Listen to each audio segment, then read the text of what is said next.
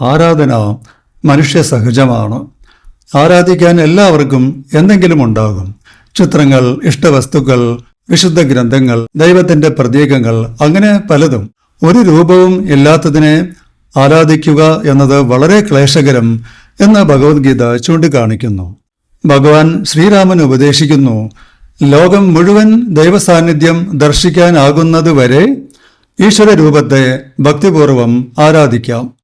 അതേസമയം വിഗ്രഹത്തിൽ മാത്രം ആരാധനയെ ചുരുക്കുന്നത് ഭക്തിയുടെ പ്രാരംഭഘട്ടം മാത്രമേ ആകൂ എന്ന് വേദവ്യാസ മഹർഷി ഓർമ്മപ്പെടുത്തുന്നു. മാത്രമല്ല, മറ്റു ഭൂതജാലങ്ങളിൽ വൈരവും അവമാനവും പുലർത്തിക്കൊണ്ട് വിഗ്രഹാരാധന നടത്തിയാൽ ദൈവം സന്തോഷിക്കില്ല എന്ന് വ്യാസമഹർഷി പറയുന്നു.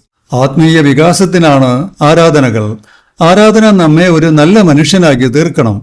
ഏറ്റവും കുറഞ്ഞത് തെറ്റുകളിൽ നിന്ന് പിന്തിരിയാനെങ്കിലും ആരാധന നമ്മെ സജ്ജമാക്കണം. തത്വം ഗ്രഹിക്കാനാണ് വിഗ്രഹങ്ങൾ. തത്വസാക്ഷാത്കാരം നേടിയാൽ ലോകം മുഴുവൻ ആരാധനാ യോഗ്യമായി തീരുന്നു. വിശേഷപ്പെട്ടതായി ലോകത്ത് കാണപ്പെടുന്നതെല്ലാം ഈശ്വരന്റെ മഹിമ തന്നെ എന്ന് ഭഗവത്ഗീത എടുത്തു പറയുന്നു. വിഗ്രഹപൂജയെ വേണ്ട രീതിയിൽ പ്രയോജനപ്പെടുത്തേണ്ടത് ഓരോ ഭക്തന്റെയും കടമയാണ്.